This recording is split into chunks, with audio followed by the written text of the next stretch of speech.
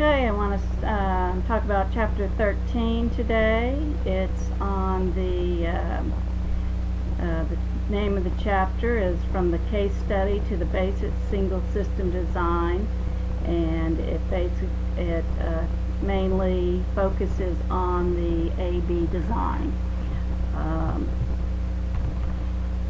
The chapter also mentions what are called case studies or pre-designs. These are some examples of those. Sometimes you just have what's called an A phase or a baseline only phase. And in this situation, you're just monitoring to detect whether or not a problem exists or develops. There are centers that only do assessments or screenings, perhaps for A and D problems, and then they do a report. This would fall into an A-only design. B design is when you have an intervention-only design. When it is impossible to get baseline data. Mostly these are in crisis situations where you don't have any time to get baseline data, and so you just do an intervention. Similarly, the B-C is when you do an intervention, perhaps CBT, and then that doesn't work, so you drop that and you start on another intervention, perhaps a medical intervention such as Paxil.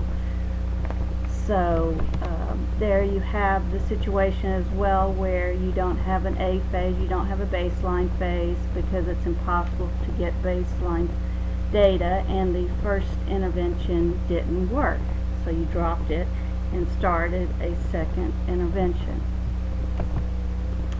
The A-B design is just the basic single system design. It's sort of the basic building block of all other single system designs. It's simple, easy to understand. You've seen a lot of examples of it in the book.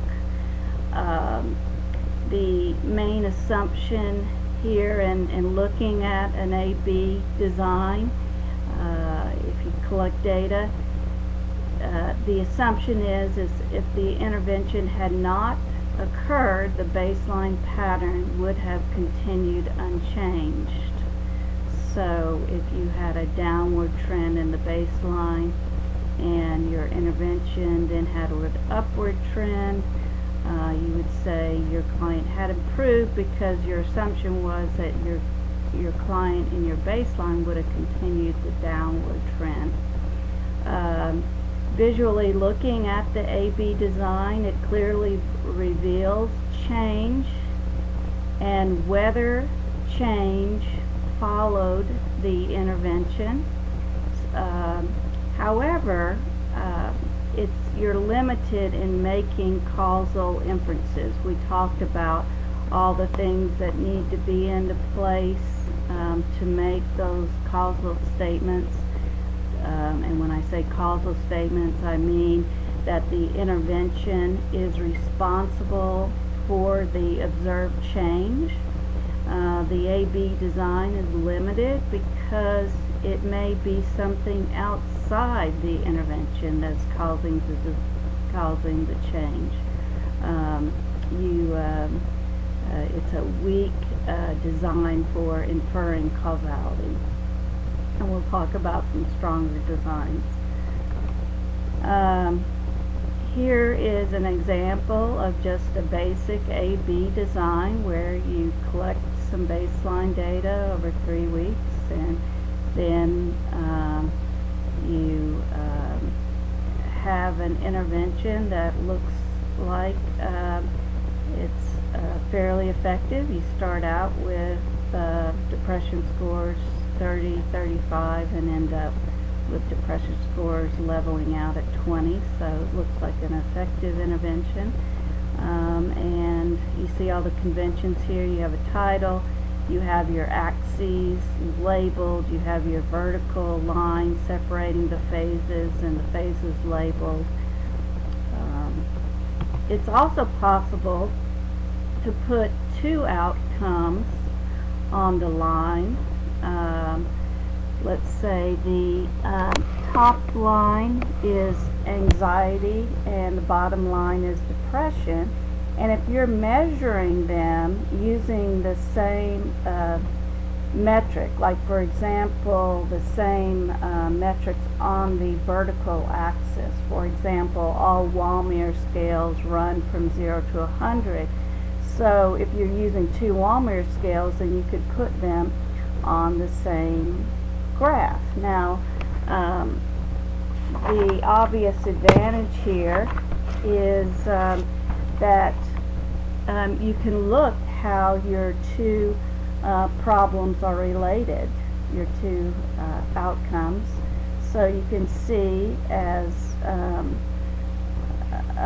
maybe looking at this, you're having some success in getting your depression level down, but your anxiety has sort of leveled off.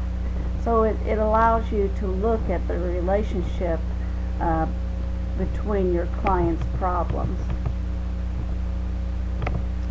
An A-B follow-up design is simply an A-B design with an additional phase called a follow-up. Sometimes your article, like especially in your articles, I think the book is, you may even see it in your book, sometimes the follow-up phase is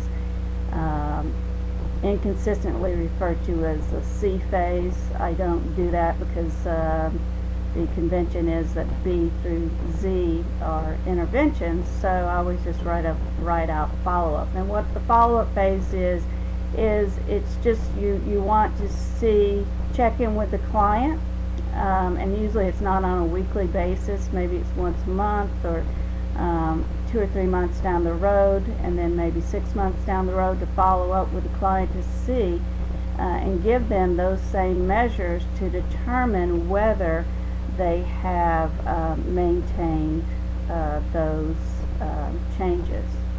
So that's the end of chapter 13. It's pretty short and simple.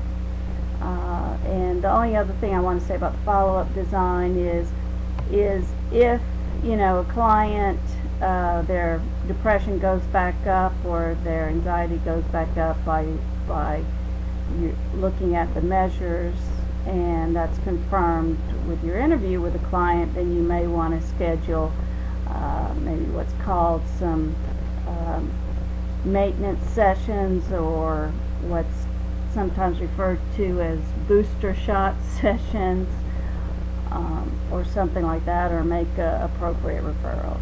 So that's chapter 13.